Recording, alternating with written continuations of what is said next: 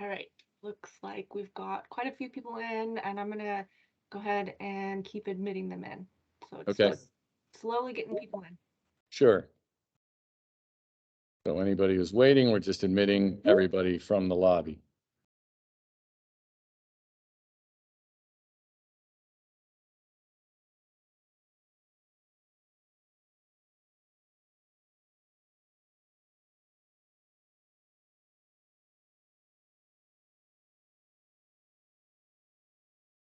Still a few people in the lobby, so once we admit as many people are waiting, we will get started here.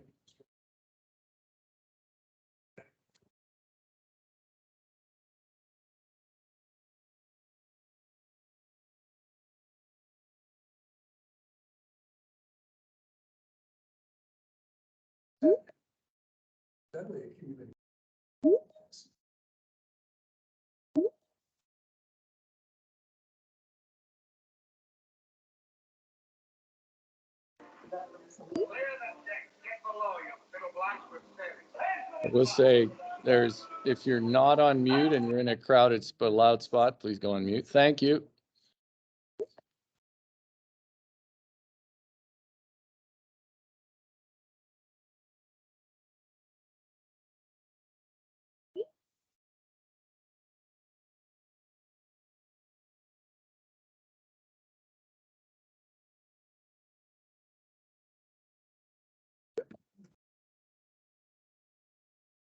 That's where I can't.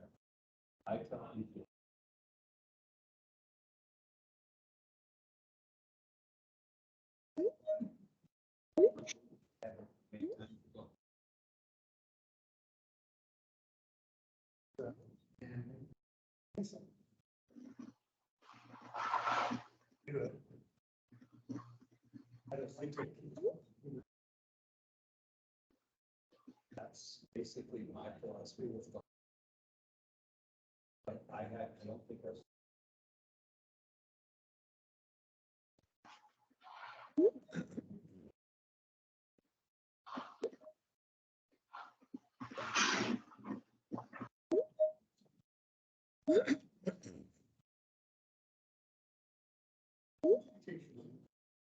So for anybody who's just joining, we have a few more people in the lobby. We're going to try to get into the meeting, and then we will get started.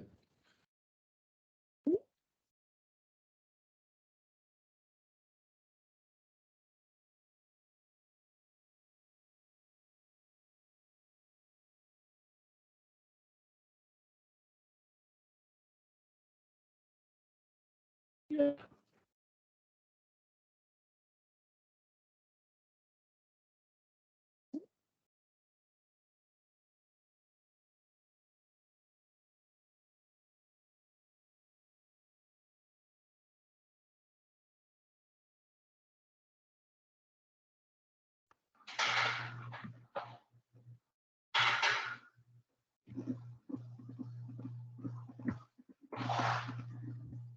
I think we're getting through the list. I think somebody might want to go on mute if you're out there.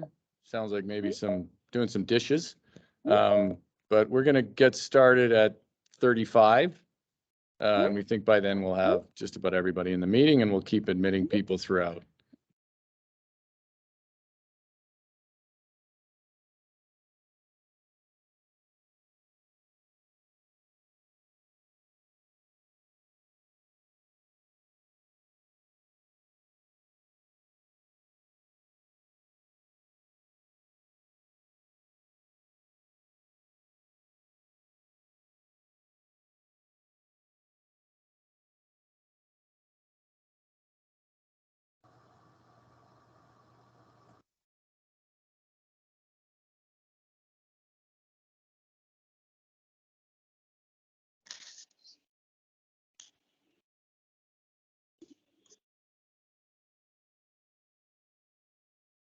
Three 304 people.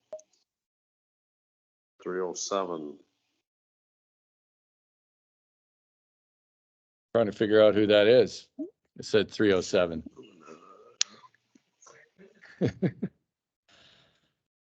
My voice recognition isn't that good, but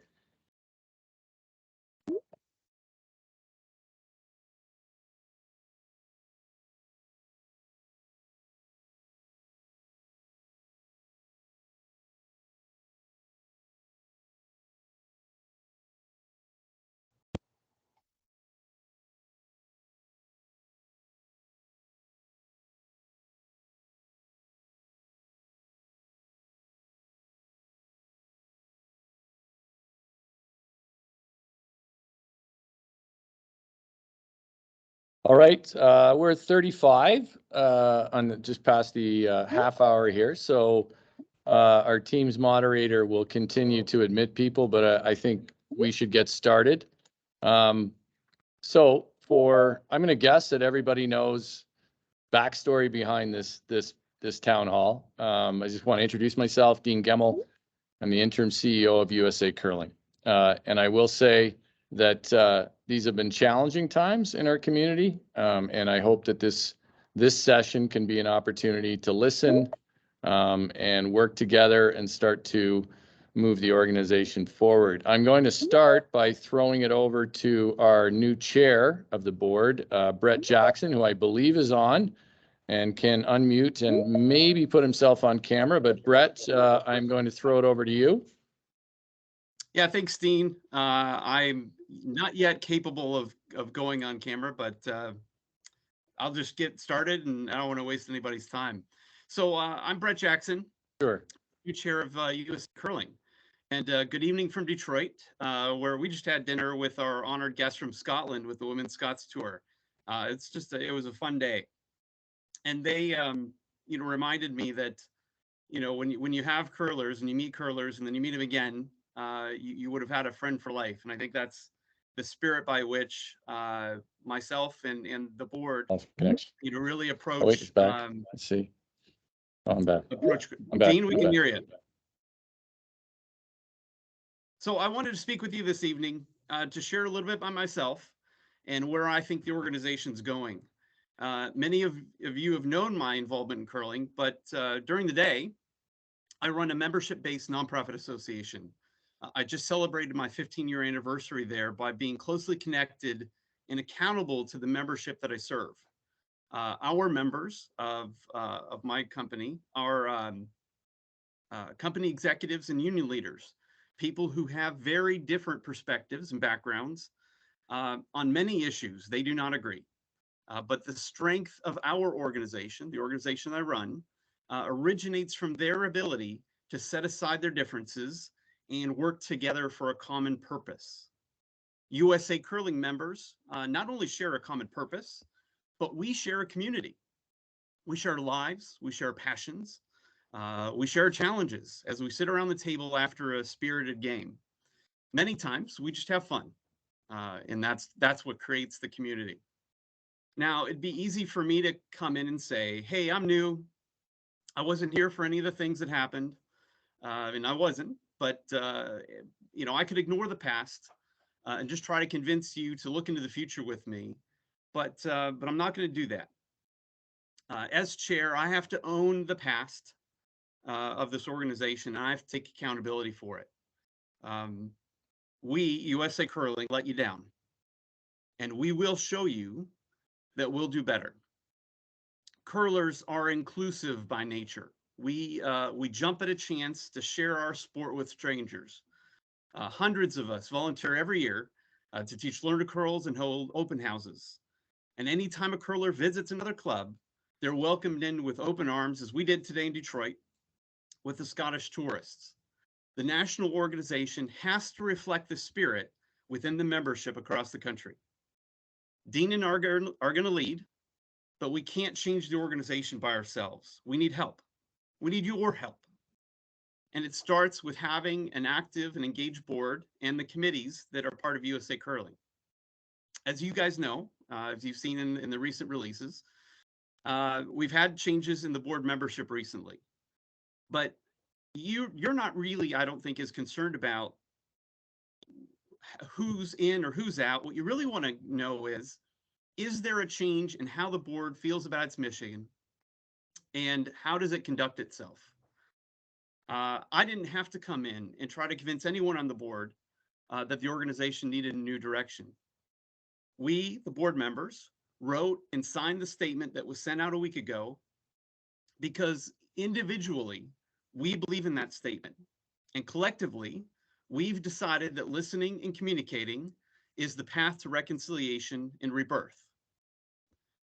The board members who I've served with are good people who are working hard to grow the sport, and I need their help and others like you to get us back on track. I saw some earlier, I saw some comments earlier about John Benton potentially having a conflict of interest with the board. I'm just using this as an example. For those of you who don't know, John recently started a business with some partners that streams curling games. The business is called Curling Stadium. Currently, today, Curling Stadium has no business relationship with USA Curling. John and I have talked about this. I know John and Dean have talked as well. And if any business relationship develops between Curling Stadium and USA Curling, then absolutely, John will need to take a step away from the board. And we'll be open about it. We'll tell people, hey, this is what's going on. But for today, I need people like John and Colin and Alex, Patrick, Jeff, Roger, Tracy, and Daryl to help me change the culture of the organization. So I'm going to quickly talk about Dean. You know, this man has very quickly identified the issues that need to be addressed and is attacking them with energy and enthusiasm.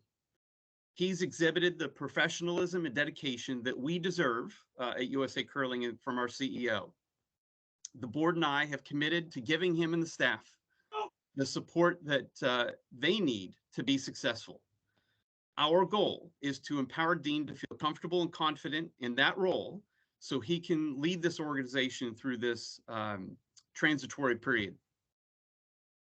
But we owe it to you guys, the members, to conduct a nationwide search for the best CEO for our organization. Tracy, Patrick, and I are going to head up the search committee. And the candidate that we are going to seek is going to have to be a multi-tool leader. They're going to have to be a savvy business leader with a sharp mind. They're going to have an empathetic heart and a listening ear. We look forward to reviewing all the qualified candidates, including Dean, who has expressed interest in the job.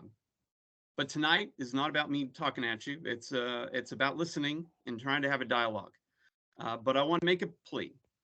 A week or two ago, I was here at the club scrubbing vinyl houses and other signs that we're going to put in the ice. It took me and it took dozens of volunteers at the Detroit club to put in the work to make this club go. Paying dues to USA Curling is part of your helping to put in the work to make the organization go. I want to give, and we want to give, Dean and the staff the resources to be successful, but we all need to pitch in to make it happen. I'm asking you to invest in the change, invest in growth, and invest in a new culture of the organization. And if you want to maximize your investment, be proactive and take advantage of the opportunities and programs that USA Curling offers. But for the price of dues being less than it costs me to take my family to McDonald's, your investment in USA Curling supports the growth of grassroots efforts to grow our sport. So I want to close by wishing those in Arena Nationals good luck and good curling. I've curled in Arena Nationals twice, and so I know how incredible that event is and the wonderful friendships I've made through it. And will please somebody give my very good friends at the DFW club a run for their money? Anybody? Thanks, everybody. Thank you, Brett, for those words. And I was just on with Devin Aru and Colleen Jones and expressed similar sentiment. This isn't we need the whole curling community to come together. I remain convinced that our curling community as passionate and as great as any in the world.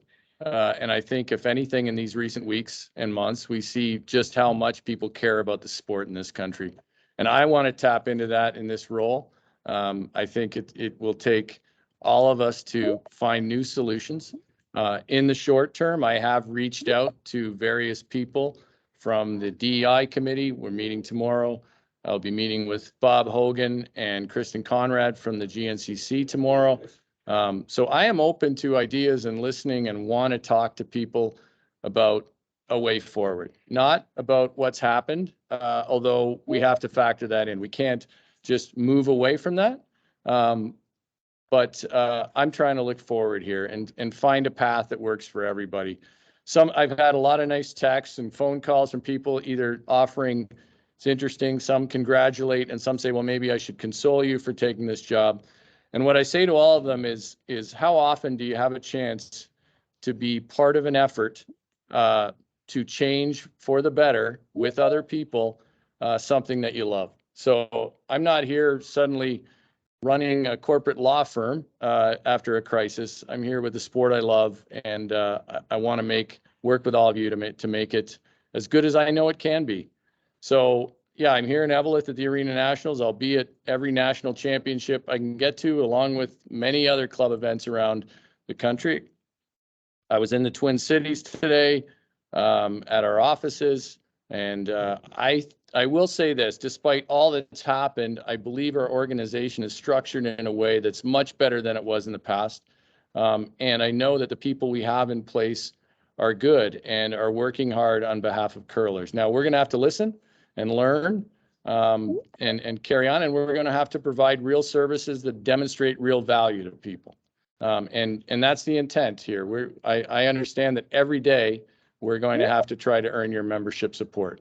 So with that, I will open it up to questions to see what people want to talk about and try to answer everything as well as I can.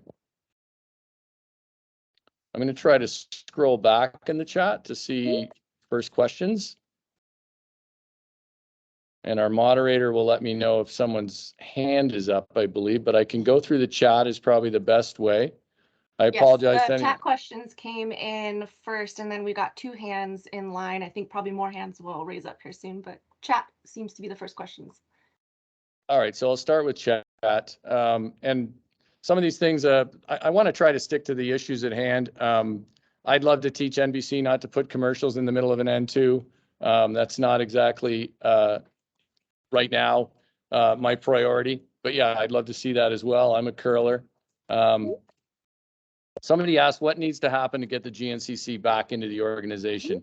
I don't think that's a task for any one person. I have definitely extended the olive branch to Bob and Kristen, and we can, move forward with discussions. There is a governance task force that's been formed. Jim Windsor from Orlando is going to be on it for one person, and we're looking for good people to find a way forward.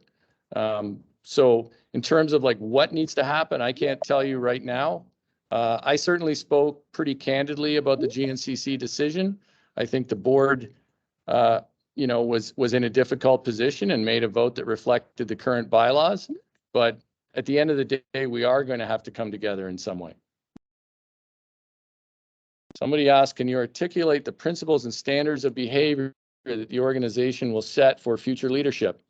High standards to start with. I want to see everybody in this organization be considered leaders, and I want people to know that USA Curling has good people that are working, acting with integrity, and we will continue to set the bar for that.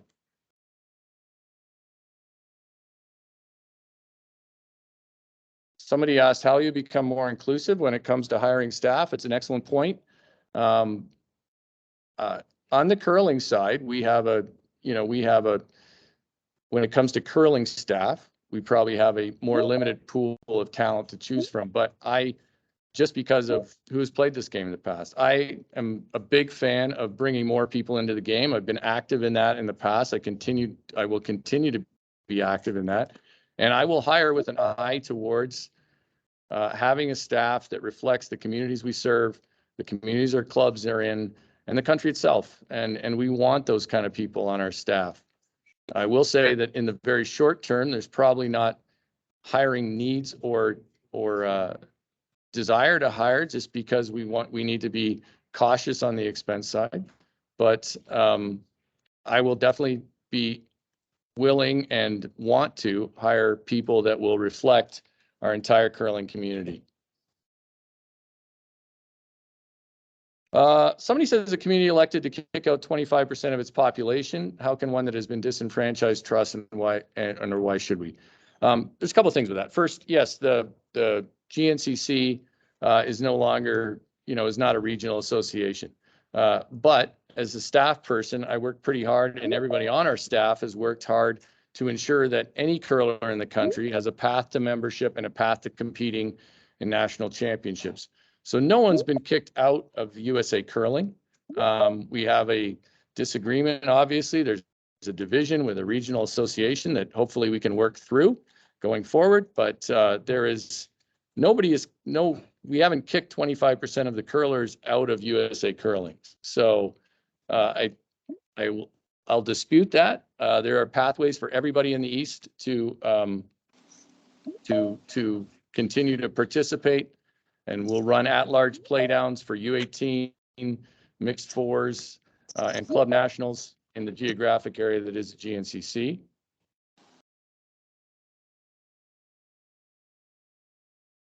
Somebody's asked, what is the status of Eric Gleason, our CFO? He is implicated in the Yates report. I think if you read the Yates report, Eric was forwarded one email as the CFO. He does not have, we're changing the entire structure of how safe sport reporting happens, whether it was him or anyone else. I think somebody's maybe scraping some dishes. Eric brings capable financial qualities to the organization that frankly we need right now.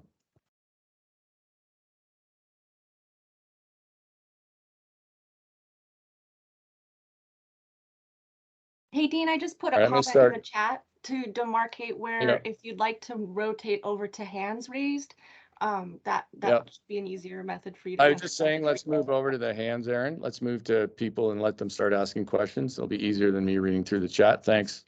I just put a question or a comment there so you can see kind of when you transitioned. If people still have questions in the chat that weren't answered, please either let us know in the chat or raise your hand and we can see the order that the hands are raised.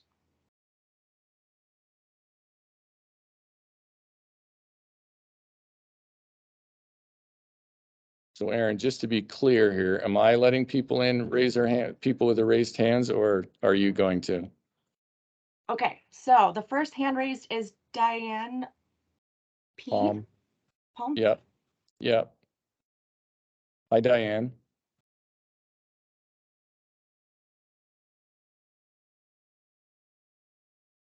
Diane, if you're there, you can come off mute and ask a question.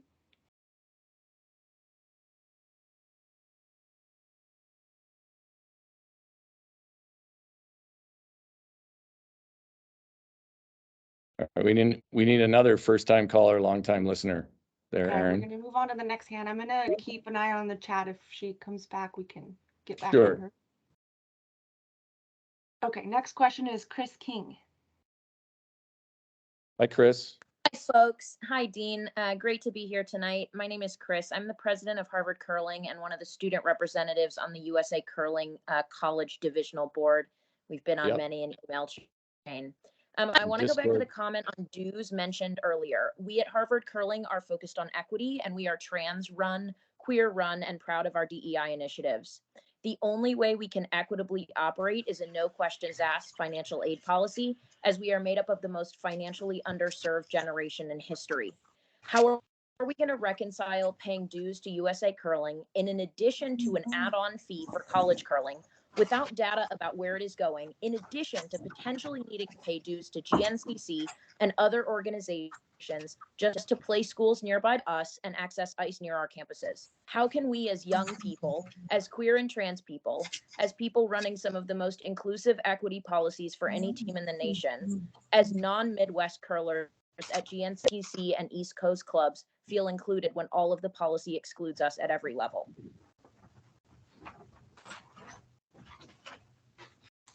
Cut out just a little bit there, Chris, but I think I got the question is, how can you feel included in USA Curling? Is that correct?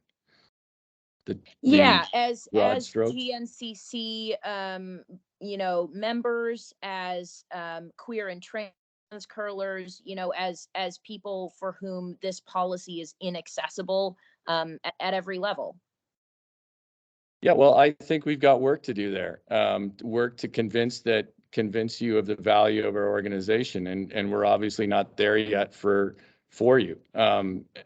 Judging from where you feel you're at. I would ask you to work with me and talk about what we can do to improve that relationship. In terms of a due structure, we are going to review, part of the governance task force will be to review the membership model and find probably reach a different kind of approach to how we collect dues at USA Curling. There are other approaches out there, and we'll consider them all. And I hope that collectively we can. In terms of equity and inclusion and diversity, undoubtedly our sport has miles to walk there. We have work to do, and I invite you to work with me and be a part of that effort. I'm meeting with the DEI committee tomorrow, and I hope that can be a productive discussion. I'm not expecting it to be easy, and I understand the frustration and the suspicion. All I can tell you right now is I'm willing to listen, willing to learn, and I hope that we can solve some of these issues that bother you together. Just to follow up on that, Dean, what is Sure. the best way for us to be in contact with you to propose those policies and follow up on our needs as curlers? Well, you can reach out to me. I mean, I'm someone who, when the GNCC news broke, I put my cell phone number on my Facebook page. So I'm about as open as it gets. So reach out to me via email or call me. Be a part of the DEI, the work the DEI committee is doing. Be vocal with them or on that committee. And in terms of the college committee, I know we were supposed to meet this past Monday, but a couple of people were ill, so we didn't meet. But I'll be in that next meeting with that group, and hopefully we can find or at least discuss some solutions that will work for all of you. Appreciate that. Thank you. Thanks, Chris. Next question. All right, we've got Catherine Sullivan. Hi, Catherine. Hi, Dean. This is Catherine Sullivan from Plainfield Curling Club. Actually, Yeah. I was going to say I babysat Mackenzie and them when they were little in the warm room a couple of times. Yeah, I know. Well, I always thought of you as Katie, so I was thrown for a minute there. But yes, Catherine Sullivan. Yes, my daughter is now a sophomore in college. So happy to have you on. And how can I help you? Oh, time flies. I just wanted to follow up about Eric Gleason. I was the one who asked the question, which you answered, but I'd just like you to further reiterate, and especially in terms of thinking about the safe sport aspect of it, because I'm looking at the USA Curling Safe Sport Handbook that was updated in January 2022. And on page 23, it specifically says safe sport coordinators include the chief financial and administrative officer and the chief executive officer. I know in the announcement of you being named the new leader of USA Curling that those duties are now changing. Are those duties changing strictly because of who the people in those positions were, namely being Plush and Gleason, or is that because of some other reason? Well, my own opinion on this, and I've voiced it already, is that the CEO should not be the primary intake flow here for safe sport information, for safe sport claims and reporting. I believe that. So right now it's very interim. Somebody has to be in that role, but we're working with Alex Agree and the AAC, and we're going to put together in short order a new information a policy for how information flows into the organization. Now, I don't think it's right for it to go to the CEO and the CFO. I'll say that flatly. And no matter who's in this position, I don't think that should be the initial intake. There obviously it creates a barrier for some people when it comes to reporting, and I don't want that to happen. I want us in the organization to develop and support and create a culture of reporting. One that feels safe and confidential, and one that will encourage people to report versus perhaps discourage. So going forward, that will change. I know I've been working now, I guess this is my 4th official day perhaps, and I haven't had a chance to redo the Safe Sport Handbook, but that aspect is going to change. I've had a number of calls with CEOs of other NGBs to find out how they do it in their organizations, searching for a good template that we can use that does not involve reporting to the CEO. great. And I do want to just add the context that I did work at the USOC for a bit in the performance department. So I am intimately familiar with the AAC and all those fun things. So just coming from it for that perspective, from looking at how different NGBs are run and what a unique situation USA Curling is in. I just think that that move is very interesting, and I think that there can be better communication with the membership as a whole in terms of the role of an NGB, in terms of the elite athletes versus general membership and all of that. However, I just want to say, before I let other people who are more well-versed speak, that I do strongly support Gleason being removed. I feel like his role is being a little bit understated. And I really do think that for USA Curling to move forward without the GNCC, without any East Coast curler, whomever you want to include, the best way to move forward is to clean house of both Plush and Gleason. All right, Katie, I appreciate the feedback, and will, acknowledge it, and certainly, I can understand that sentiment. Right now, we're dealing with some short-term issues in terms of how we operate, and the organization needs to function well. But I appreciate all those concerns. I understand. I was a USOPC AAC rep for a number of years and involved pretty heavily in safe sport discussions. And I think we do need to change that process and information flow, and I can understand your other sentiments.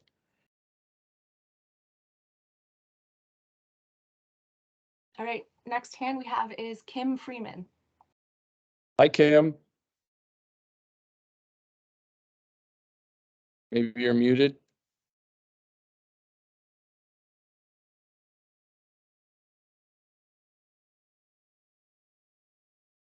I guess we might have to move on to the next caller or the next person with their hand up. Yeah, Kim, just raise your hand again, or put a message in the chat and we can come back to you. Maybe there's some muting challenge there or something. Are you there? Oh, no. Okay, we're going to move on to the next one. We've got Steve P. Hi, Dean. Hi, Steve. This is Steve Park. I'm with the Waltham Curling Club out of Illinois. And All I guess my comment is regarding USCA dues, at least within our club and probably lots of other clubs. There's concerns about, we pay USCA dues. What do we get in value for that? And while personally I understand, there's all the instructor coaching, ice technician clinics and classes, lots of other things.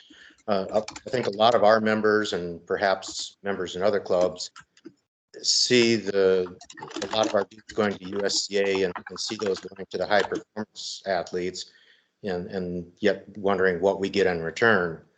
And I know Tyler George and other athletes, visit some of the clubs, but wonder if you have any ideas, whether that's making a concerted effort to get high performance athletes out to maybe all of the clubs over some time period, so that the clubs can see some value in that.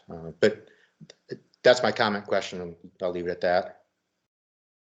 All right, thanks, Steve. I'll clear up a couple things first. First, the funding for our national team athletes comes directly from the U.S. Olympic and Paralympic Committee. It doesn't come from membership revenue. That doesn't mean that our membership revenue doesn't help us operate as an organization, but in terms of funding of our athletes, that comes from the U.S. Olympic and Paralympic Committee. In terms of getting our athletes out among our general membership, I think they are usually quite happy to do that. I think we need to give them more opportunities to do that. And I hope to create a couple of products and programs that will do that in a way that's fair to them and good for the clubs as well. They're a great asset. If you have ever spent any time around our national team athletes and our competitors who are at a high level, whether they're national team athletes or not, they are fans of the game and fans of everyday curlers. So I would like to utilize them to create some bonds. So we will have them out. We will have as much as possible. To be fair to them, they have jobs and they have roles as athletes that are pretty time consuming. So looking forward, yeah, I want to make sure that things like that, we connect people to our program, our national team program more. At the same time, I do want to be clear that USOPC funding is what drives that national team program. Our membership revenue drives operations within the organization, but primary funding for national team athletes does not come from membership revenue. Does that help resolve your question? I'm sure there's follow-up on it, but I think that's what I can offer right now. Yes, it does. I'm just not sure that a lot of members realize that. I think there's at least a perception amongst a lot of curling members that our dues, or a significant part of our dues revenue goes to supporting the high performance athletes. All right, Steve, can I ask you to help spread the word that does not happen? I can certainly do it at our club. Significant portion of your membership revenue does not go to high performance athletes or national team athletes, as I prefer to call them. But I can understand how people feel about that, right? It seems like a primary focus of ours. It is a big focus for us. We are a nationally governing body of the U.S. Olympic and Paralympic Committee. So we have a responsibility to those athletes, to our teams, to all competitors. But there's a lot of other things that operationally membership revenue is a source of and helps fund. So I appreciate it, though. I appreciate the question and I understand the concern. Thank you. I think we have Kim back. Kim, are you able to unmute? I know Kim. She used to curl at the Plainfield Curling Club, which is my home club, and a two-sheeter in South Plainfield, New Jersey. But she might be having maybe similar problems like I had with my Wi-Fi just a little while ago. Yeah, that'll happen. Okay, well, if we can get her back, we'll put her back in the queue. The next one is Steve P. Oh, Steve was just on, so I don't know if he's got another question. That's a legacy hand. No, that's the next one is Jeff H. Hi, Jeff. Is this, I know some Jeff H's. I don't know if this is the Jeff H I know. Yes, Dean, it's me.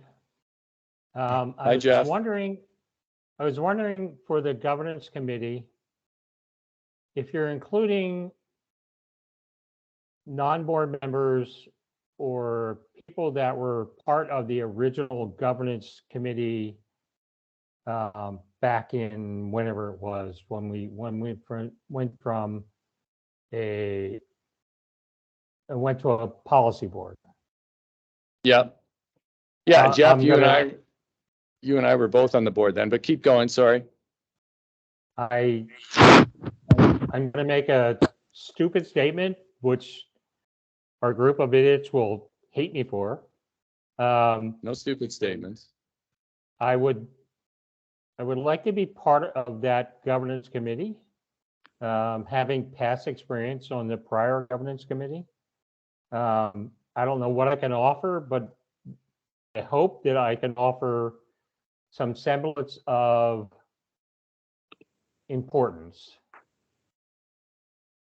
Yeah, and I would welcome your inclusion in that. I would welcome the inclusion of any number of people that represent a cross section of curlers. I will say this, for instance, Jim Windsor of the Orlando Curling Club, who proposed bylaw changes at the members' assembly.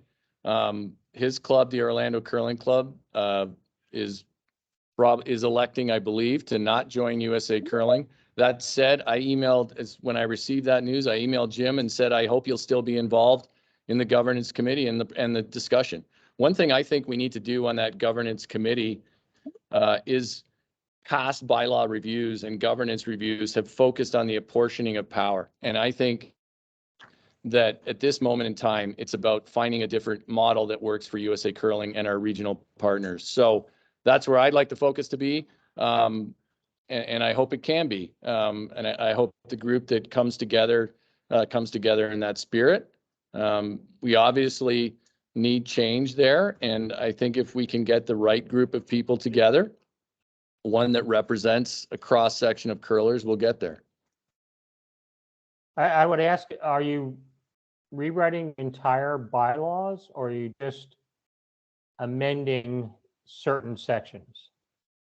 Well, I'm not a board member, so I'm not a member of the board, so I don't think I can really answer that question accurately. My instinct would be, you know, I don't know how much of the bylaws are being rewritten, but look, I think whatever group takes it on should take it on with some real rigor and try to find a solution that will work for the organization and for curlers. Because, you know, we need something different, that's for sure. I'm not exactly sure what that looks like. I've already spent some time talking with other CEOs of different national governing bodies about their membership models, and I think there are good options out there. Thank you, Dean. I appreciate that very much. Thanks, Jeff. Okay, I think we can give Kim a chance. Are you able to hear us, Kim? Oh, I see in the chat. Mhm.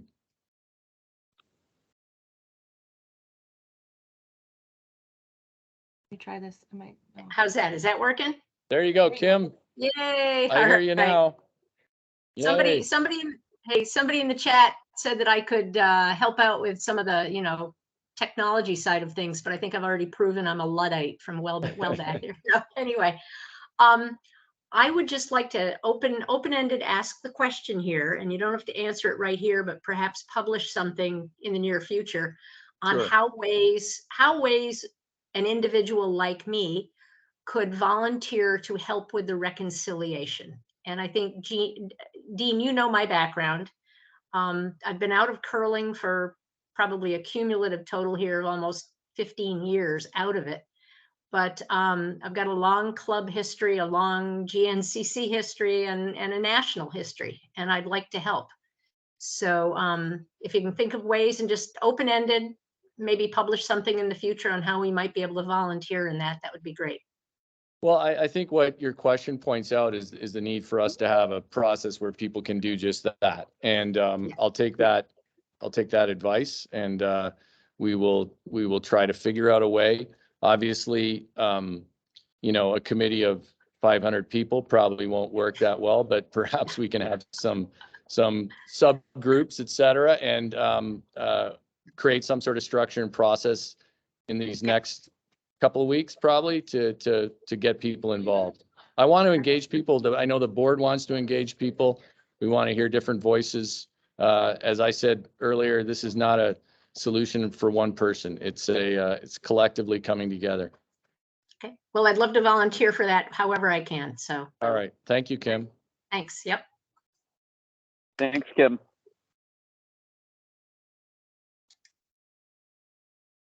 I mean, there is a question here that I'll probably tackle from the chat, Aaron, and it's about what is the USA plans to help bridge the gap felt by at-large clubs now caught between a regional body and a national body who are at odds. I can understand that. I mean, look, I'm a GNCC curler. I'm a member of the Plainfield Curling Club in South Plainfield, New Jersey.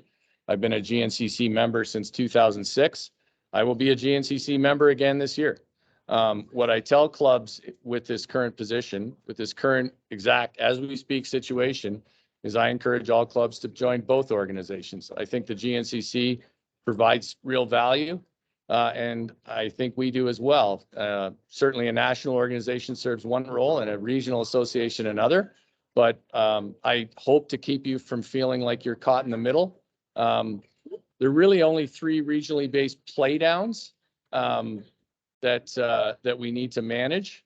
By the way, it's the mid-game break here at the Arena National, so it might get a tiny bit noisier as people come in. But we're going to work to help manage that.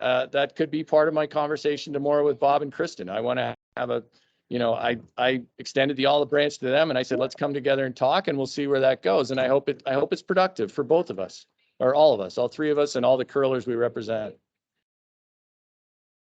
Are there any other hands up, Aaron, that we should go to?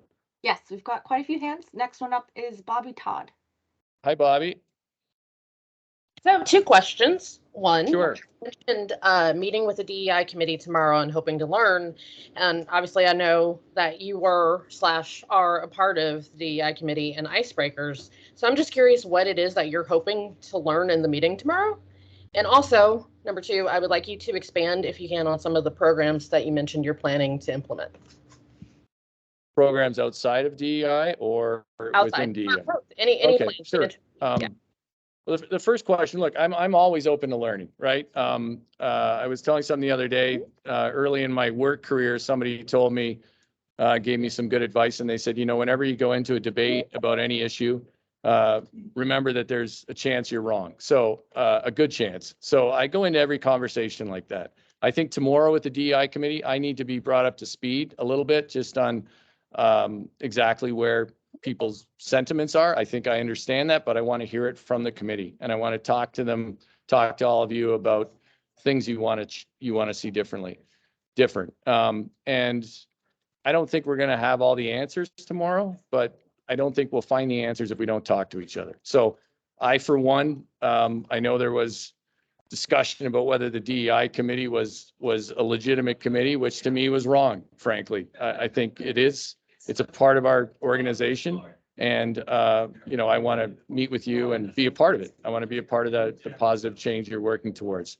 In terms of programs that we're doing, we are developing a content platform. In the interim, while that waits, if you need any materials, I'd suggest that you email me or Jenna Burcheski or Gabby. You can find all their emails on our website, and ask for these materials. We have a new junior program guide for clubs that are either looking to enhance their current program. It has drills and ideas on recruiting, et cetera. That's out, and we can share that with you. We have new facility planning for clubs that are trying to get from arena skating ice, like these curlers behind me, to dedicated curling ice. We have a pretty good collection of documents there. We have a 1-hour Learn to Curl program that we propose as a model for intro Learn to Curls. We are revising our instruction guides and manuals. So there are a number of things underway on that front, and we'll continue to add. I think I'm really pushing for this content platform. It's going to be a big part of it. I think within our curling community, we don't have exclusivity on good ideas at USA Curling. I know there are tons of great ideas out there among curlers, and I want to source them and share them. So that's the real goal with that. It's overdue. We're making it a priority, and it's going to be a place where USA Curling members can go and find some good information. And frankly, a lot of it, as it goes forward, will not be produced by us. It will be shared by others, but we need to be that conduit. So in terms of programs, email Jenna, Gabby. Right now, we're sharing information from the Teams platform, but that's not a long-term solution, and we'll fix that. Thank you. Appreciate it. Thanks, Bobby. Okay, so Diane, I believe you were able to get back in, and I know you had your hand up a while ago. Yep. Hi, Diane. Hopefully you can hear me this time around. I can, Diane. I can hear you. Fantastic. Thank you very much. So there was already a bit of discussion about bylaw reviews. One thing that I've noticed over time is that membership has really been disenfranchised in the bylaws. Good governance and Wisconsin code generally starts with a 5% membership to call a special assembly, and the current bylaws have upped that all the way up to 50%. I guess my comment and question here is, as part of the Good Governance Committee, will a tenet be to ensure that membership has a voice and is able to connect with the board and with the governing bodies? And will you seek to return power to the membership? Yeah, I think we are in a position where we want to engage the membership fully. I'm not a bylaws expert. I'm not a constitutional expert on these things. I'm not going to claim that I am. I hope we can source people like you who probably have far more expertise in this and discuss those exact examples you mentioned about what is considered standard here in these situations. So yeah, look, we're not going to work as an organization if our membership is not engaged, not just beyond bylaws. I mean, we need to engage our membership. We need to be out earning members every day. And that's the intent. Now, bylaws is certainly one place. I don't think, there's bylaws is one part, right? There's structure and bylaws, but it's also going to be culture and action. So I know I'm going to be eager to work with members and bring forth concerns and ideas and listen as much as I can. I'm not going to say, again, we're not going to have every solution right away. We have, 20 some odd thousand curlers in this country, regular curlers, and there's very few decisions we would ever make that would please all curlers, right? Totally understand that. If you've ever been in a club leadership position, you know how difficult that is as a board member. But we are going to be engaged. If it starts with bylaws, terrific. But it has to be more than that, quite frankly, in my mind. But certainly would love to have expertise from people who know some of the standards that we should be following. I appreciate that, and I agree with the sentiment that bylaws alone are certainly not the means to directly connect with membership. And fundamentally, it's how do we ensure members are aware of what's happening, and if members are not comfortable with direction, there's a way for them to hold the governing body accountable. I think one of the challenges from the meeting a couple weeks ago was the voice was very much with the regions, as opposed to even with the individual clubs, much less individual members. So I think there's an opportunity there, and I hope the governance committee has a chance to take a look at that. I would agree, and I appreciate your input there. Thank you so much. Thank you.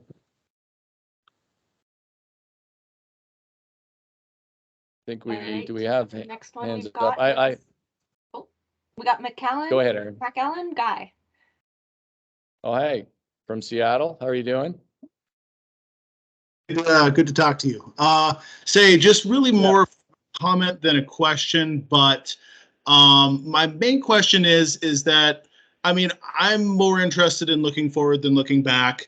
And with that in mind, I think one of the real problems is quite honestly, I would say probably the majority of the clubs in this country have probably never been reached out in a meaningful way by the U.S. Curling Association. And just wondering if you could say something to that, or kind of work on, like, have any plans or ideas on how to improve that aspect. I think it's really hard for a lot of people to want to pay dues when they've literally never had any interaction with USA Curling. So I think that that's really a big hurdle, and just would be interested in your feedback on that. Well, first, I agree. Fundamentally, I think that we have, as an organization, have not done a good enough job of connecting with the curlers in all the clubs across the country. So all I can pledge to you on that is that personally, I will take that on, but collectively, we will as well. We have a membership services team now that works really hard and can be contacted and reached out to, but it's more than that. We have to be out. We have to be in the member clubs. We have to be speaking, with people in the curling community. We need to be at all championships. One reason I'm here this week is I've always believed that there should be a big presence at all our national championships, but day to day, we will endeavor to do exactly what you talk about. I'm not going to say there's one quick fix magic solution here, but that's definitely a priority for all of us.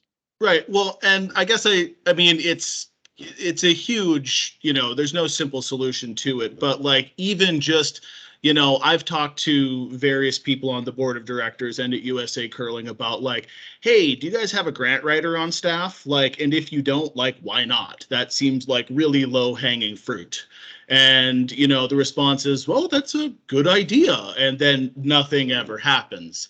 And I think that is I will probably... say, Mac, we have a foundation director, and I just met with our grant writer this week. There are a lot of positions I'd love to fill. We do not have unlimited resources. Sure. So that's one of the challenges. But I just met this week with our foundation director and a grant writer, and we have a number of grant writing efforts underway. I agree. That's something we need awesome. to do. Awesome. So Great to yeah. hear. Thank you, Dean. Okay. Hey, no problem. Thank you, Mac.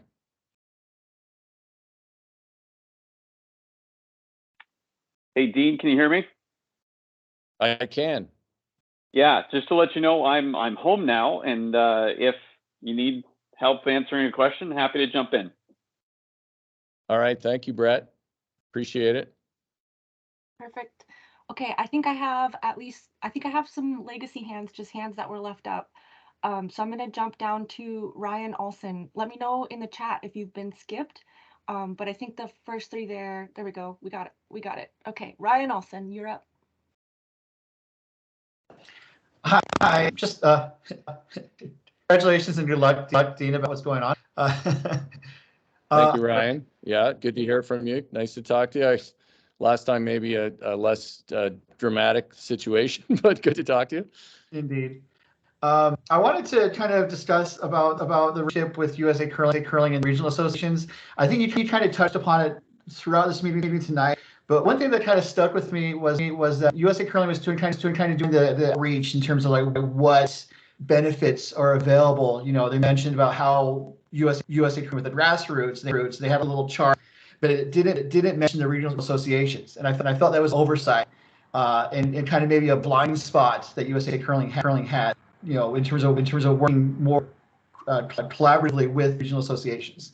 So my question is, like, what do you feel USA Curling can take or would take to help build a relationship with the regions, to help develop things like programming for like training, athlete development? Because I know you're working on it, but it definitely seems to be an offering that needs to be built up, especially beyond outside of the curling heads, as it were.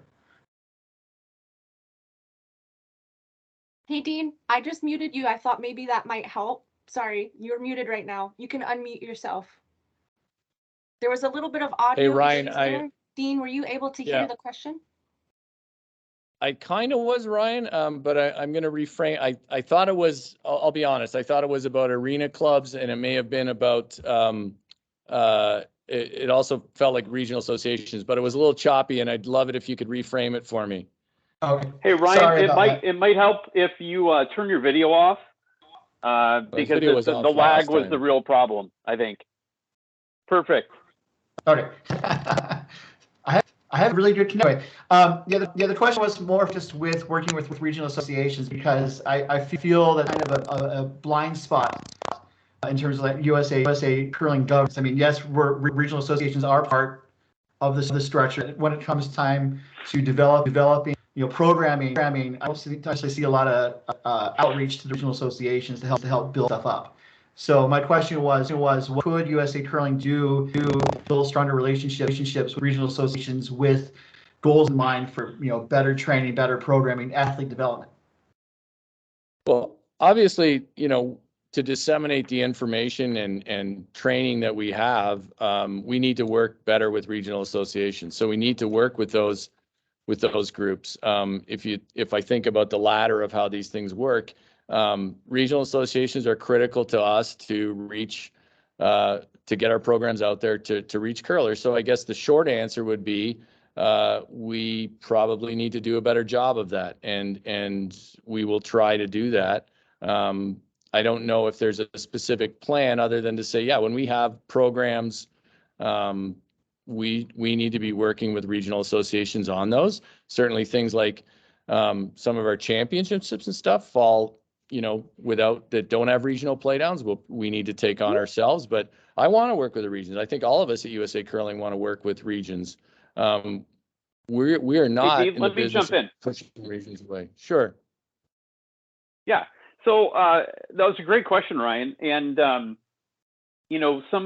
would say 3-4 years ago, there was a president's council that was put together, which was USA Curling leadership and regional association presidents that were put on, have a chance to talk to each other on a regular basis.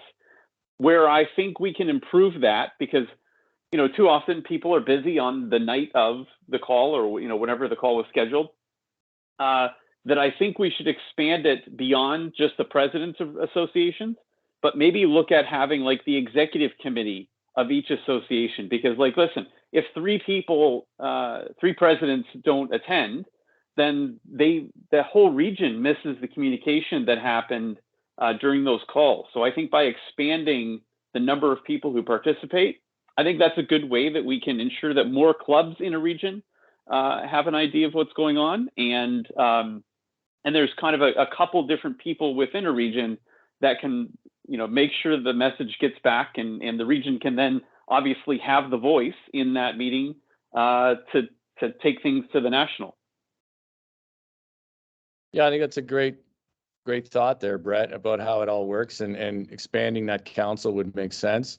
Somebody just in the chat, I think it was Ryan, mentioned USA Fencing as an example with their membership models. I actually know the CEO of USA Fencing. I worked with them on a committee, and I spoke to him on Monday about some of those very things, and also their safe sport reporting. So certainly there are models with other NGBs to work with, but we'll go to the next hand.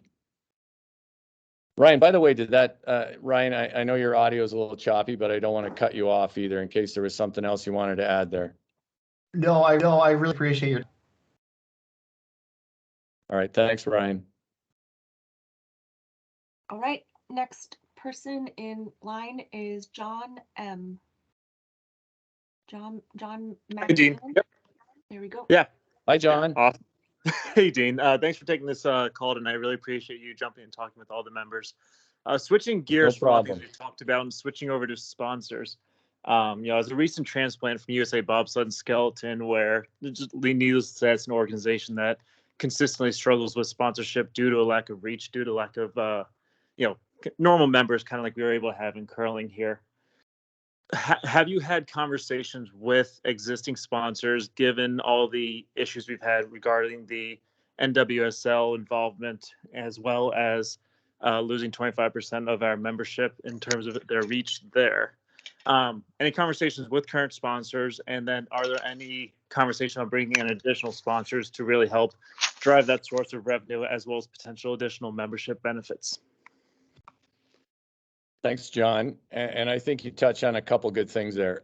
One is, I've long believed that our membership revenue needs to become a less significant line item in our budget, and bolstered by sponsorship revenue that lets us do the work we want to do. So obviously, I'm going to be working hard to continue with sponsor pipeline. My first calls in week one were to Columbia, a great sponsor of ours, and someone we want to keep working with. I see no indication that they won't.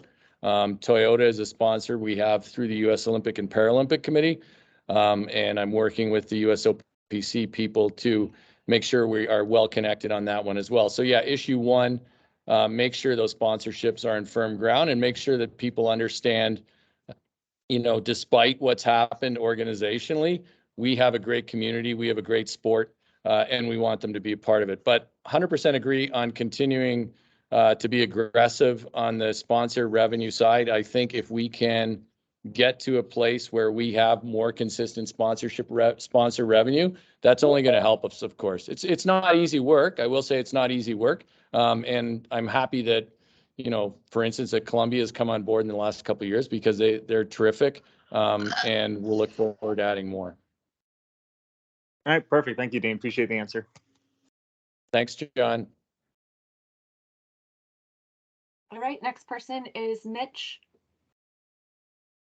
Hi, Mitch. Last name L. Mitch L. Oh. I think I heard you. Is it Mitch L? Oh wait, no, this is Mitch from Lansing. Mitch Rake from Lansing. Oh, I know Mitch from there Lansing. Hi, Mitch from Lansing. Mitch L for a second. Yeah. I curled against you in the Kalamazoo beer spiel, correct? Yeah, that was my first game. We know each other from social media. Yes. Yeah, that was my first. That was your first game. Yeah. First game of the spiel. Oh, great. All right.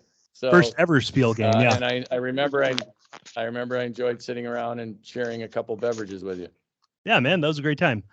I just wanted to say that I'm president of an arena club now, right? How things have grown. Sure.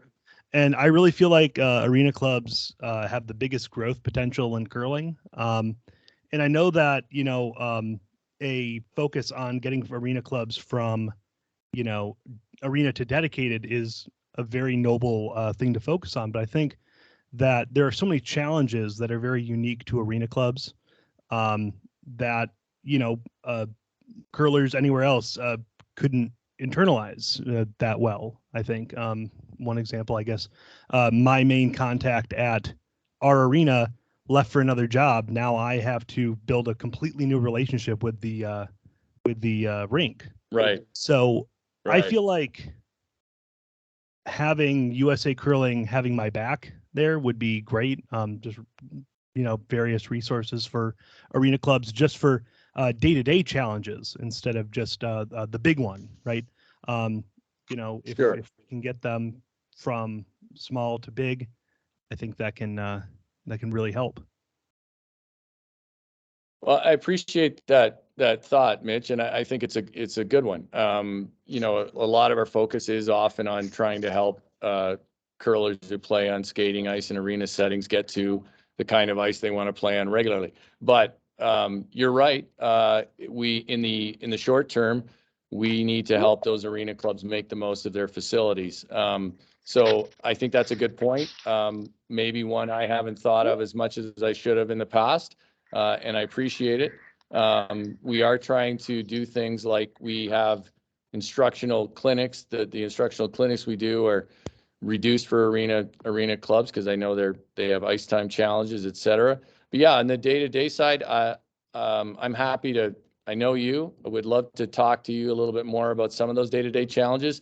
I just, you know, opened this event here, the Arena Nationals, and said that I thought, and I believe this, that our arena curlers are the most dedicated curlers we have.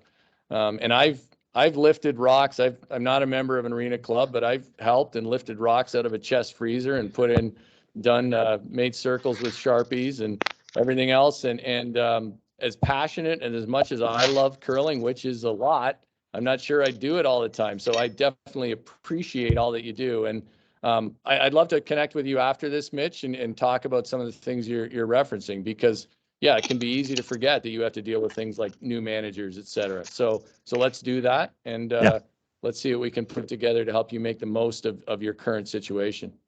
Excellent. Thanks, Dean. Thank you. All right. Next question we have is, next hand we have is Harrison Cantor. Hi there, Harrison. For you. I think I can hear you. Where are you from, Harrison? I'm from Penn State. Oh, okay. Hi. Hi. Yeah. One of our best college clubs. Yeah. It's a lot of fun, and we appreciate the open communication coming from you and recently and the rest of the board with some stuff. But I have a question about watching curling. So right now, it's incredibly difficult to find quality curling games on TV or just simply on YouTube. Whether these games it's not the best cameras, it's not, there's no commentary, which is, you know, it's whatever it is. Are there any plans? You have to be careful. I used to do commentary, and some people probably wish I didn't. So, but sorry, keep going. I didn't mean to interrupt you. No problem. I understand. So I'm just wondering if there are any concrete steps being taken to increase the amount of games being available to watch to people across the nation, and you know what steps these are. Yeah. Prior to in this last few weeks, there was work on a new streaming partner. I'm going to have to take that up and review where that's at, of our championships in terms of, look, I'm a fan of the game. I love curling. I love to watch curling. I'd like to see it on TV every week. I will say that we're not going to pursue the Curling Night in America program right now. And quite frankly, as a curler, I was never huge fan of it. I like the fact that it got us on television, but I think there are better products we can come up with. So yeah, I mean, whether it's whatever it looks like going forward, and that could be an event that's US based that we find a good broadcast partner for. There are also any number of streaming services, and I'll be engaged in all those ideas to try to get more good coverage out there. I mean, there is a lot of, there's, you're not my age, so you don't, when I started curling, it was, there was 15 minutes in the evening sometimes of curling, and then some films. So there is more out there, which is great. And, there's the recast product through WCF. I'm talking to them about how we might be able to leverage that relationship more. But yeah, I'm in favor of getting more out there. As a fan of the game, I want to see more. I don't have all the easy answers right now, but trust me, I share your thoughts on that. Awesome. I definitely appreciate that. Thanks for answering. Yeah, thank you. Thanks, Harrison. All right, next question is from Dustin Devine. Hi, Dustin, Pittsburgh. Hey, Dustin. How are you doing?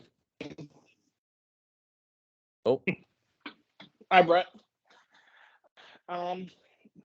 My question was kind of revolving about, I know we talked about doing a better job on the governance side. Are we going to, hopefully, is the organization looking to do a better job or a more complete job on the operational side as regards to notifying clubs or more accurate record keeping on the members for the votes and stuff? Because I think that was also a big component of the membership assembly that kind of went sideways when there were discrepancies in tallies and things, and there wasn't really a good answer other than, well, this is what we're going with.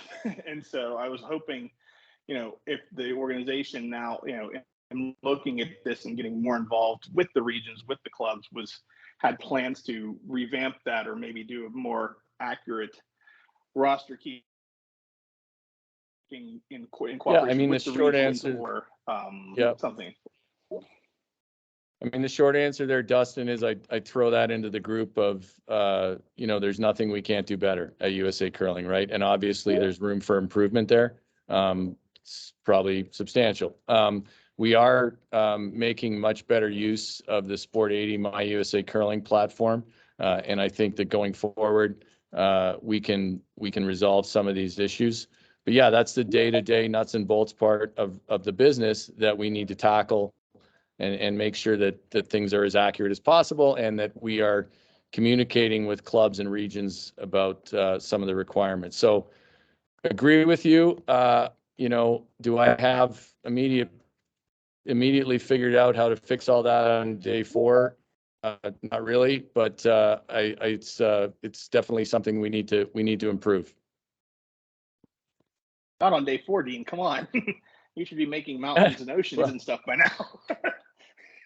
Well, I mean, look, anybody who knows me knows I do bring a sense of urgency to things. I mean, I'm a guy who lived in New Jersey since 2006, so I'm not always the most patient, but yeah, we will keep pushing. Thank you very much. Sorry about that. Dean, I just want to give you a quick time check. It's in Pacific time, where I'm located at 6:42. I can keep going through the hands. Yeah, I mean, I guess at some point, look, I'll be honest with everybody on this call. I didn't put a timeline on it. My wife suggested to me you should put a timeline on it. I wanted to be as open and honest with everybody to hear and keep it open. But at some point, we probably do need to let wrap this up. So it's 8:43. I would, in my time anyways, here in Eveleth, I suggest to everyone that I'm willing to go at least I'd go whatever, but I'm willing to go at least another half hour. And if so, let's try to tackle as many questions as we can. Aaron, I don't know what your timeline is like, so I just said, can you do another half hour? If you can't, let me know. That works for me. Okay. Okay. Go ahead. Sorry. So I'm looking at a question from Stacy Bishop in the chat. She says, while dollars do not go directly to national team athletes, I do recall being asked to travel at my own expense to volunteer at national events. So they are very supported by members and club level curlers. Absolutely. I mean, yeah, I do believe that, yeah, our national team programs do require the assistance of volunteers. We have, even here at this arena national championships, we have a group of volunteer officials. So I think volunteering is probably part of the DNA of curling.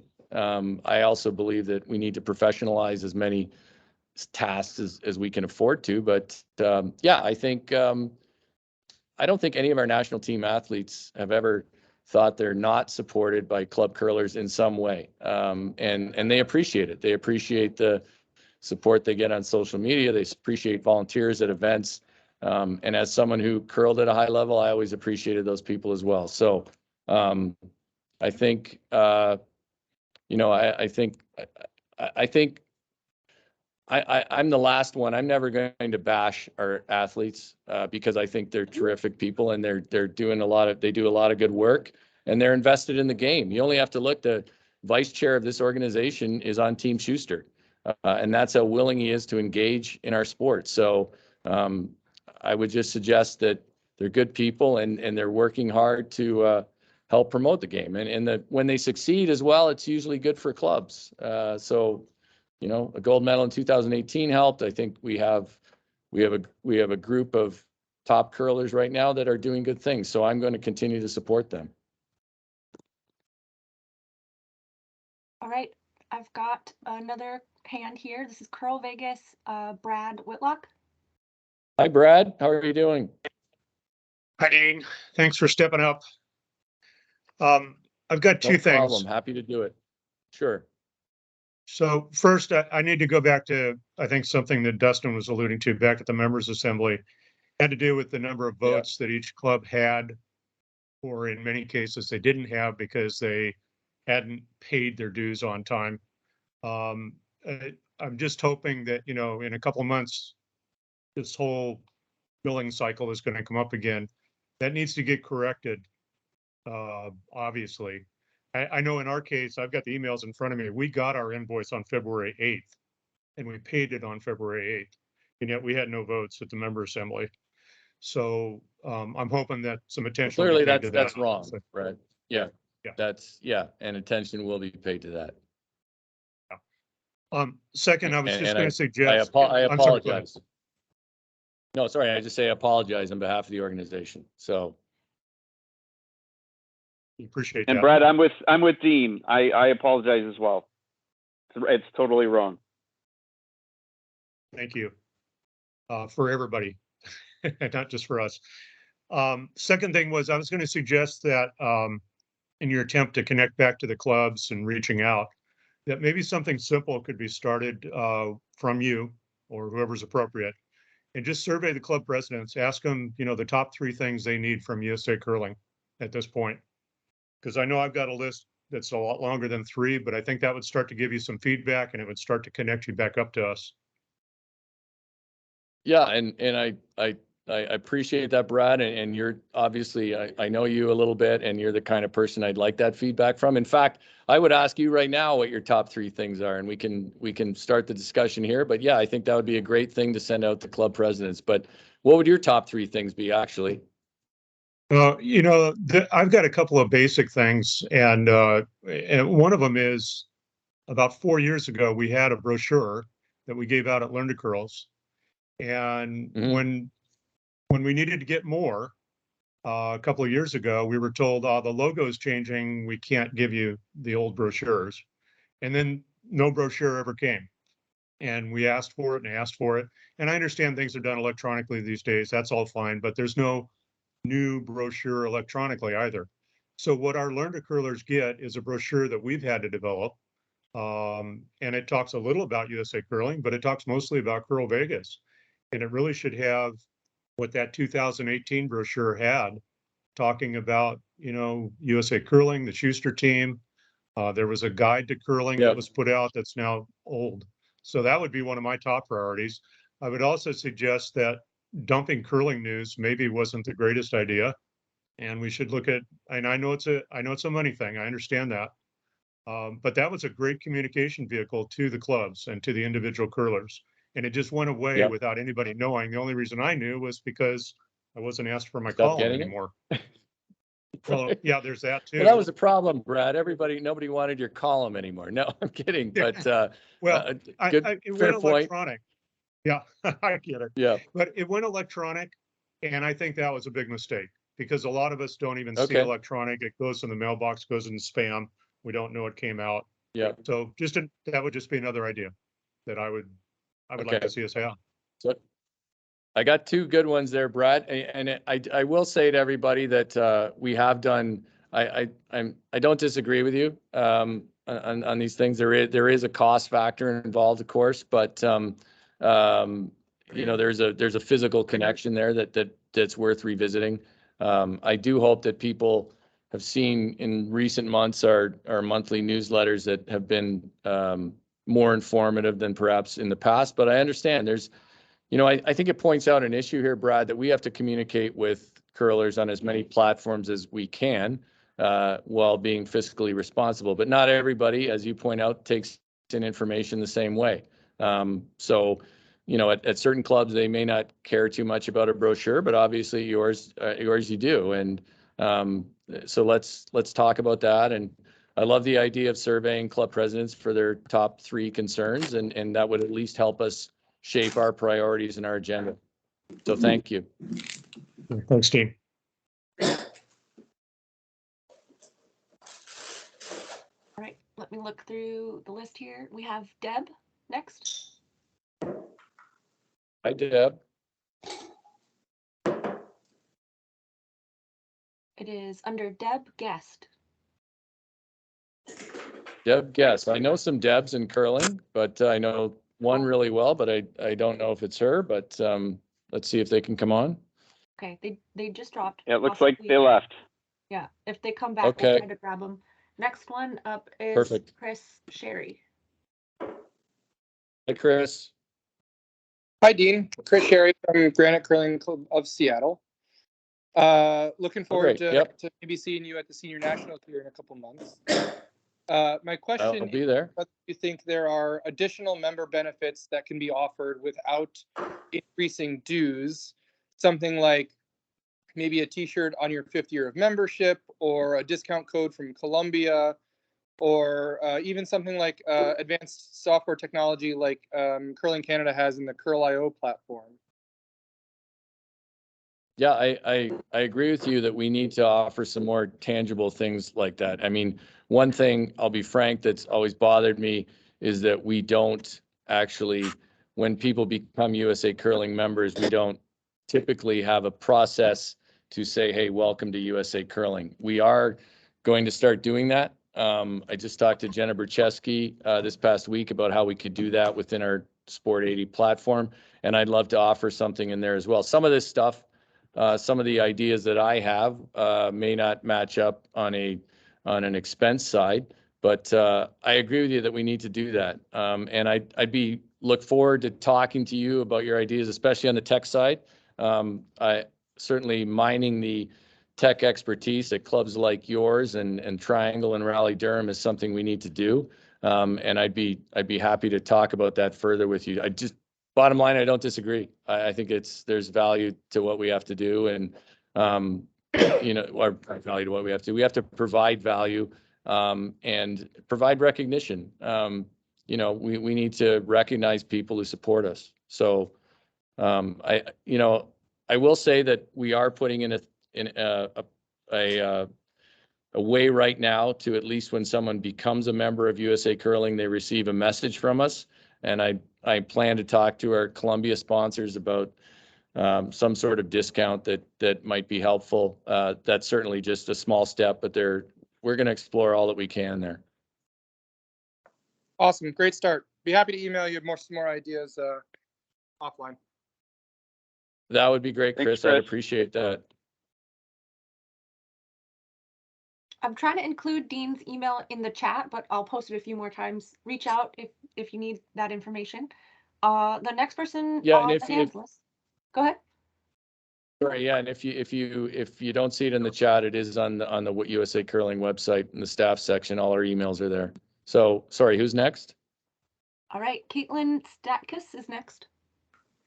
Oh, hi, Caitlin. Caitlin's from my club in South Plainfield, New Jersey. How are you? Good. So, first of all, I miss comedian Dean. You know, this serious Dean is definitely a new look. But I'm going to ask two trying here, questions. Caitlin. I'm going to ask two questions. I'll ask them back to back, and then I'll mute myself so you can answer for time's sake.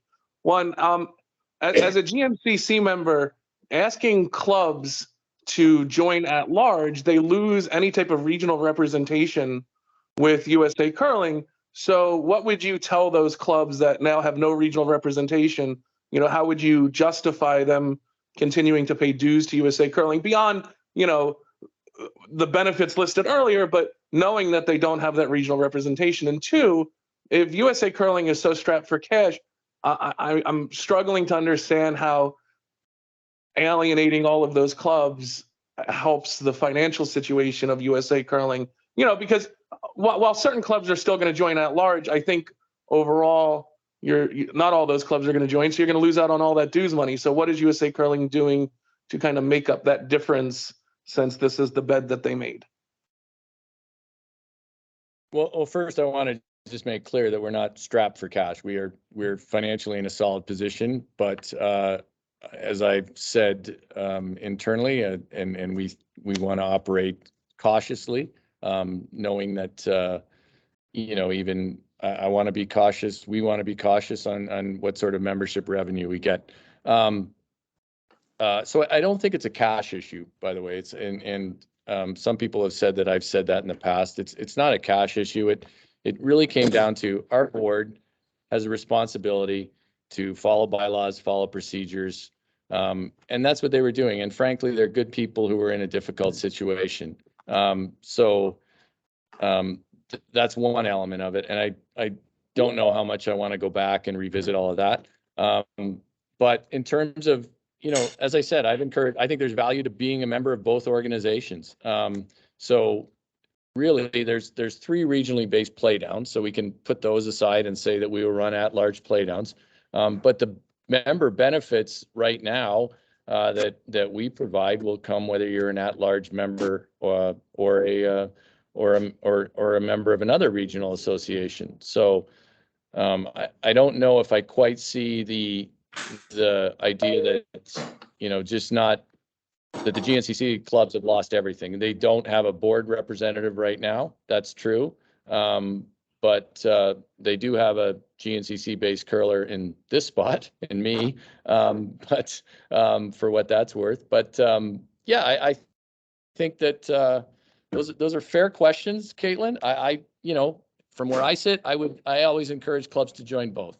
I didn't really want this meeting to be like a sales pitch, here to listen, et cetera. So best answer I can provide right now is I think there's value for clubs to join both organizations, even at this current moment in time. Hey, Dean, can I just add really quick? Yeah, for sure. The at-large clubs on the board are represented by Roger Smith. That is who represents all the at-large clubs, and so there is representation, and it's, you know, just a matter of, you know, clubs reaching out to Roger and say, hey, these are our concerns, and I'm sure he would bring them to the board. Roger's a great guy. And then second, you know, I don't think any clubs were kicked out as part of the GNCC issue. It was just the regional organization. And, you know, every curler, every club that was a member before of USA Curling still is a member today. I think even people who are on the GNCC board who are a member of a club that is a member of USA Curling are still a member of USA Curling today. So, you know, I agree with Dean. We've got to figure out how to rebuild the relationship with the GNCC board. But as far as the club memberships go, you guys are in if you're in, and we love to have you. Yeah, I think that's the summation right there, Brett. But it's a fair question, and I appreciate it, Caitlin. All right, Dean, just a time check. We have 2 minutes left. I do want to just acknowledge a point in the chat. Beth Swanee says that she wants to, I'll just read the chat there. I just want to have a verbal acknowledgement from Dean that he will look through the chat comments and questions. Yeah, I definitely will. I'm trying to scroll them right now. I don't know if I can get through all of them. I think I did say, actually, Aaron, I don't know what your schedule is like, but I think I said I'd give it another 15 minutes beyond this, but you tell me if that doesn't work for you. No, that works for me. Yeah, that works for me. Okay, If we so wanna- I was thinking 9:15. I will tell everybody that, and I know we have Erin on because she understands the Teams platform far better than I do, and we'll capture all these chat questions. I think it's going to be great feedback for me. I do know that the curlers are going to come off the ice here at some point, and I would like to talk to them as well. So we'll go to 9:15, and I will definitely review the chat. So if you have questions that aren't getting covered, please put them in there. Okay, fabulous. Next name on the hands list is David Steele. Hi, David. Hey there. Sorry, just took a second to come off mute. My first question was actually asking for confirmation that you would save and review and follow up on chat. So thank you for doing that. The second, in addition to my chat items, was that Silicon Valley, for everybody else on the call, I'm the vice president of Silicon Valley Curling Club. We're an arena club, but we happen to be located in a tech hub. During the Sport 80 / My USA Curling launch, when we noticed I would call it missteps in that launch, our club was one of a few that reached out to provide help. And we were able to, I think, help remedy some of it or provide some guidance. But one of the things that actually came up through that was in our interaction with USCA staff, through happenstance purely, we understood that they had actually been in discussion with the management of our rink. And we're currently fortunate to be curling at the largest ice facility west of the Mississippi now, since they've done some renovations and added a 4,000 seat arena. And it was really, really off-putting. And this is kind of maybe echoes a bit of what Keith was saying, but it was tremendously off-putting to hear that Jeff Plush, as president of USCA, was in discussion of the CEO of Sharks Ice at that time to potentially host some sort of national or other televised or high-profile event. And we had to hear about it by accident. And to me, that undermines and devalues frankly, the valorization that happens when it comes to arena clubs. Like, it's great that people say, like, yeah, arena curlers work so hard, but then to find out that the quote unquote bigwigs or the folks that are above us, which I know is not your intent, Dean, or anybody else really true intent, but it very much felt like, no, you go sit at the kids' table, you arena club. We're going to go talk about us hosting a national event in the same building in which you play every week. And so my question is kind of both question and statement is, how do we make sure that USCA is a good partner to clubs no matter where they are, whether they're DI, whether they're arenas, to ensure that, like, frankly, USCA cannot ever, with their staff a full event. Even Sharks Ice could not staff a curling event. They'd need to bring in ice crew. They'd need to bring in our volunteers. But finding out about those discussions out of band, only because we happen to have some people that cared enough about USCA and the curler experience to say, we're willing to spend extra time and give you 6 to 40 hours of extra effort to make this thing happen for you for free. Did we find out about it? Like, to me, it's kind of like a betrayal in a way, where it's like USCA is about the community, but what ended up happening is that the folks that have never curled, rarely curl, were talking about the money things and talking past us instead of engaging. And like, we're fully cognizant that business impact is important for all of our sponsor partners, our arena clubs, or our arenas themselves, or any venue in which we're working. Like, none of us are dumb. Like, anybody on a board has a fiduciary responsibility to bring in money. And when you're working with a for-profit organization, all of us understand that they expect a profit. So it just felt like a big mismatch. And just to add on to that, like, I can walk. Let me just quickly finish. Some of the cycles or the patterns or policies of the rest of USCA are very much out of line with what a year-round arena club looks like. And I know that many clubs are not year-round or nor arena, but if you're south of a certain line in the United States or west of a certain line, you're going to be curling whenever you can get ice, no matter when that ice is, what time of year.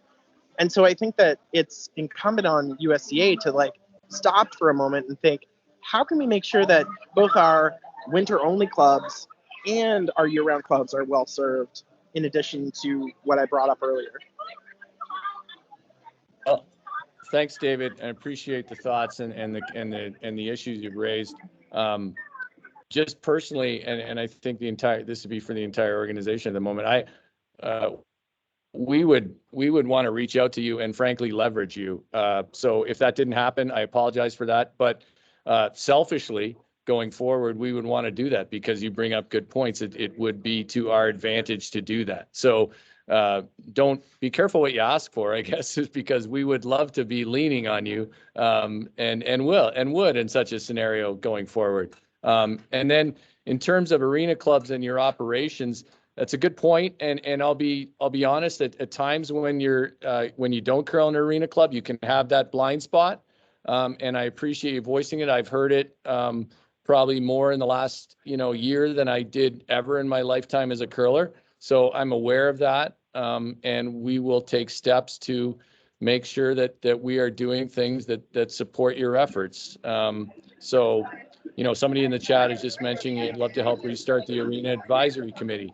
Obviously, you people are in that situation day to day. You have a better idea about things than someone in this role would. So we're happy to connect and we're happy to work with you. And we would reach out to you because we need that volunteer help for sure.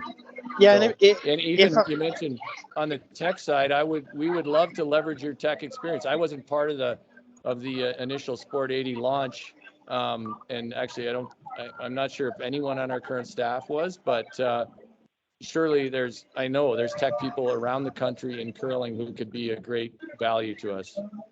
Absolutely. And if I could just jump in real quick, I think I know Jenna Bercheski a little bit, Jenna Martin and John Benton were all somewhat involved, and there's other folks on this call that were, so I cannot take sole credit. But the thing that I think is really important to note from both a kind of meta point and an organizational point is that it's not, when it comes to curling club development, especially in major metropolitan areas, it's really important that we don't get caught up in only the arena to dedicated ice dichotomy, because it is very much a spectrum. And so one of the things that we need from the NGP when it comes to this is that we have, in some cases, interesting access or dynamic partnerships, whether it's from a city standpoint or a private partnership. Sharks Ice is a case where it's both the city and a private entity together as one that both own a set of arenas as well as a huge arena. But what's missing is the NGB providing leverage to the local club to say, hey, you know what? We would love to host an event in your facility, a national or international level event in your facility, but we're noticing that you fail to support our local club. Where is that local support? And all we need is you to be asking that question alone. And in a lot of ways, that would help us move from a single night of curling in that facility to one every or two every few weeks or whatever it might be. But having a tiny bit of national pressure would be, at least for an arena club in certain metropolitans, a good investment when it comes to our national dues. I mean, all I can say there is I agree. I think there's somebody who maybe could go on mute because there's a lot of background noise right now. Thank you. All I can say there is I agree. And as someone who actually lives in a major metro market themselves, I live in the New York City area. I understand exactly what you're talking about and the challenges you face. And yeah, you know what? I think that's a good point you make, that going forward, when we look for arena partners, to reach out to our clubs that curl in arenas to find good solutions with them. And believe me, we will leverage your talents and your volunteer hours going forward. They seem to be Thanks, David. preventing We're at leverage. 9:09, so we've got time for, I think we have somebody else who might want to go on mute, or else we're going to hear too much about your personal life. So, but we've got, let's say we've got 6 minutes. Dean and Brett, can I come in on just the Yes. regular conference line? Speaker. I'm going to ask Aaron that. I think that's Jennifer Stannard. Is that right? Let's see. No, it is not. So I'm you're sorry. in the town hall call. I see that you're talking from a number. I just admitted another person into the chat here, or into the call here. If you could fit me in somewhere, that'd be great. Thank you. Okay, let me grab that. All right, well, let's say I don't want any surprises about when we close this discussion. And I'm also going to add this doesn't have to be the only one we do. You know, I'm happy to do these on a more regular basis. Like I said, we'll be talking, I have meetings tomorrow with GNCC and the DEI committee and AAC and athletes who have completed the intent to compete form. So these sort of things will become regular. And we all at USA Curling want to make them regular. So, but let's say we have 5 minutes and we'll try to get through. I think we just try to get through, Aaron, the hands that are up. If you have a question that we haven't gotten to, please put it in the chat. And like I said, we will review all of those. Okay, perfect. Next one up is Michelle Wobker. Hey, Dean, Hi, this is Michelle. Yeah, hey, good to talk to you again. This is Michelle Wobker from Triangle Curling. Sure. Really appreciate the Yeah. open forum you've had here today. We just wanted to bring up something we had addressed at the General Assembly a couple weeks ago when our other delegate had asked about releasing the independent report that the board had commissioned on CEO Jeff Plush's actions, and just would like to reinforce that even though we're trying to move forward into the future, releasing that report would be a great move towards transparency in the organization as a whole. Thank you. I'm going to let Brad handle that a little bit as well, but I think that I will say that within the organization, that viewpoint is shared. The board does have a fiduciary responsibility to act in a way that's doesn't put us legally at any risk. There is an NWSL and an NWSL Players Association report that we don't want to get ahead of, and I think that's the big issue right now. But I think a lot of people share your thoughts on that, and I'll let Brett add anything there from a board point of view. But my understanding of it right now is we have to be cautious about how we move so that we don't jeopardize the other reports that are underway. Yeah, Michelle, I'll be very, very frank with you. I've been on the board since October 21st. I think I asked for a copy of the report on October 24th and never got it. And so I'm sure now as chair, I will have access, but I haven't even looked at it yet. And I don't think Dean, honestly, I don't think Dean's looked at it yet, because Dean didn't tell me the other day you haven't seen it. No, I haven't seen the report, and yeah. So not to say that it's not important to us, but I think where Dean and I are focused just in the next couple weeks is just figuring out, you know, how to change the direction of the organization. And then this is definitely on the to-do list. It's just not the highest priority right now. But like I said, I haven't even seen it yet. And I want to understand what the legal implications are. And I want to understand where people think that we would be interfering with the NWSL investigation. And then once I know those things, if there is going to be a delay in the release, I think it's important for us to communicate those to the membership and not just say nothing. Yeah, and that's exactly what I'd be asking for. That'd be great. Yeah. Like someone else mentioned in the chat that if there is some reason why the timing has to wait, it would just be really helpful to understand that you can clearly communicate if you could actually release it once the other investigations have been completed, so that people can understand how the board ended up where they were. Yeah, I think one of what someone told me was because there were witnesses who hadn't given their okay for the information to be released, they gave the information to the investigator anonymously, or not anonymously, but under confidence, that outing that person without their permission, could give us into some trouble. So I mean, that's just one of the issues that we'd have to work through. Yep, sure, understood. Very, very much appreciate you guys working hard, though, to really create that culture of transparency that will go a long way towards restoring trust with all of your stakeholders. Thank you for addressing it. And Michelle, I'll just add Michelle. that, and not on that topic, but Michelle and I spoke to some of the leadership at the Triangle Club shortly after the members' assembly, and as people might know, it's one of my one of my favorite clubs to go to, and I really think they have a great group there. And one of the things I apologized to them about was putting club leadership in an awkward position. And I'd apologize on this call to anyone who's in club leadership who is in that position, was put in a difficult position. As a former club president and board member, it's not an easy job. And going forward, I'm going to make every effort or we will make every effort to avoid that kind of situation again. So it's 9:15. I would like to say I appreciate all the input. I think Brett appreciated all the input. As an organization, we appreciate all this input. We will continue to have dialogue with everybody. I would encourage you to reach out to not only me, but others in the organization at the board level. And the last thing I'd add just though is I know that everybody's a little sensitive, everybody's a little raw. I understand that. There's been a lot of emotions.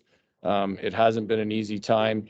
But I think it's important to remember that we still, people who serve on our board, for instance, are curlers like you and me, trying to do the best job they can. So I would appreciate that they are treated with some respect. I think across the board, I think we can all do better if we find our better selves in this moment. And all saying that, I totally understand the anger and the frustration.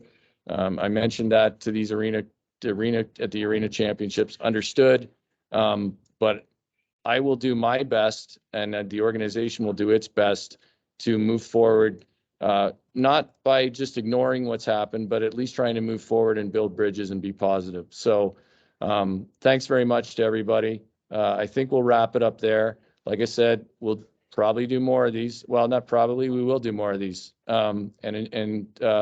Appreciate all your input. Email. I'm not going to say that I'll get to every email right away, but we will try our best to answer all questions. So thanks everybody for your time tonight, and we will meet again, hopefully maybe at a curling club in the warm room.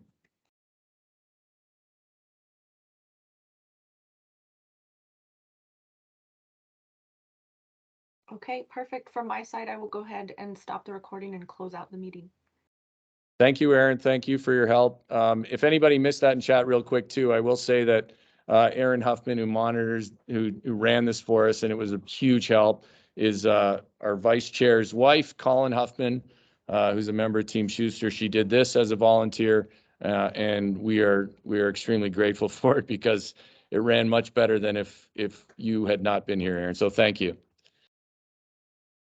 No problem. I'm just a nerd volunteering my time. All right. Thanks. Thanks.